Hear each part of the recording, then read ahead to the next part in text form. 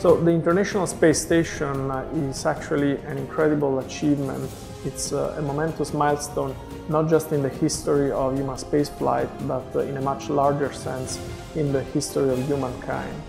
It is the biggest man-made object that was ever put into space.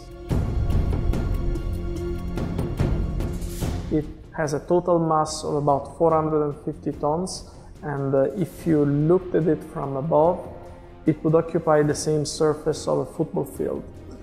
It is also the result of an incredible international cooperation. The United States, Russia, a few European countries represented by the European Space Agency, as well as Japan and Canada, have set together to put in space an object that has absolutely no precedent in history.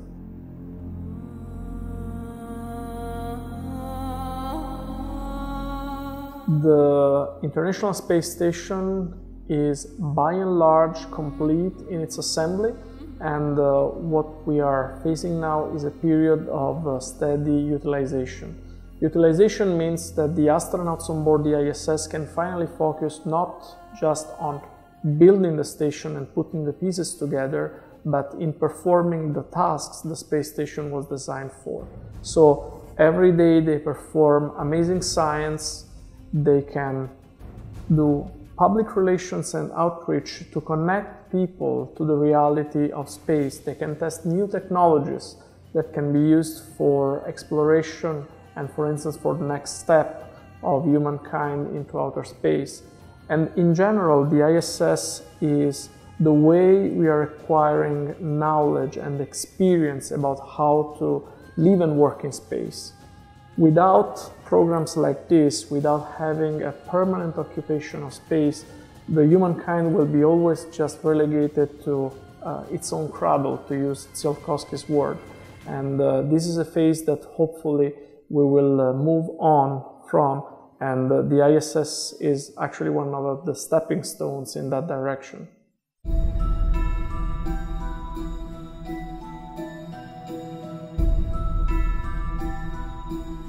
In a normal situation, there are 6 astronauts and cosmonauts on board the International Space Station. The ISS flies at the speed of 7.5 kilometers per second, and the normal day on board the ISS is, well, very comfortable for us controlling the station from Europe. The station works on GMT time. The astronauts normally wake up around 6 in the morning and go to sleep around 21:30. And during the day, they have to perform science, they have to perform system maintenance. Obviously, the station is in space since a very long time. The first module was first put in space on November 20, 1998. It was the Zarya module. So obviously, systems do fail and they do require maintenance.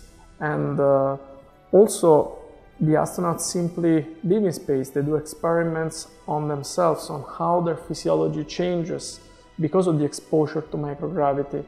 And also, which is extremely important, they have to exercise quite a bit.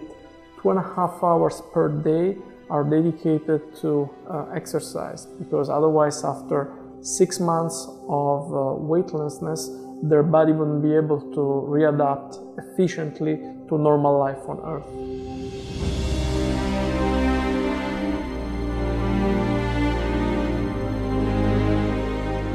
My ideal scenario would be to build up an infrastructure that is progressively more complex, to allow not just a one-time mission into space, but to allow a real and true utilization of space. The ISS, as I said, is a first stepping stone in that side, but also what we need to achieve is a sharp reduction in the cost of access to space. We need to make sure that we are able to ship equipment and astronauts back and forth space on a much more affordable basis than we have right now. And this will open the gate for all sorts of possibilities. This will open the gate for building complex infrastructures that could be, for instance, shipyards for spaceships that could go beyond Earth orbit and explore the solar system. This could be communication networks that will allow efficient and high data rate communication between, for instance, Earth and the Moon.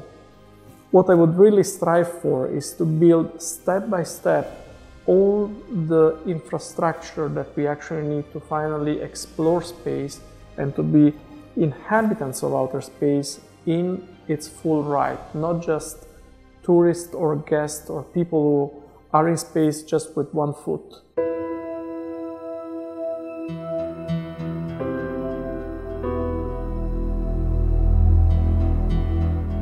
Well, I wouldn't say that the profession of being an astronaut is definitely in the lowest rankings, but it is definitely true that the interest of the public has changed sharply since 1969 and human missions to the Moon. The problem is that we have shown what we could do. We have shown how in a very short period of time we could achieve amazing goals, and then we have gotten shy. Then we haven't been brave enough, we didn't put enough resources into making the next logical steps from that Moon exploration. That is probably one of the reasons the public lost interest. And in my opinion, if we want to re-engage the public, we need to show a coherent plan of exploration. We want to clearly show what we want to do. We need to set to ourselves a meaningful objective, an objective that comparatively is as complex and as difficult as reaching the Moon in the 1960s, and we have to set through this plan without being swayed by changes in governments and economical crisis and all the other geopolitical factors that can come into play.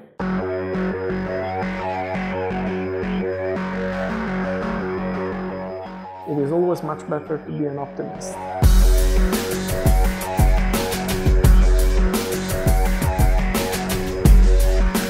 Follow science, follow your dreams, study, apply yourself.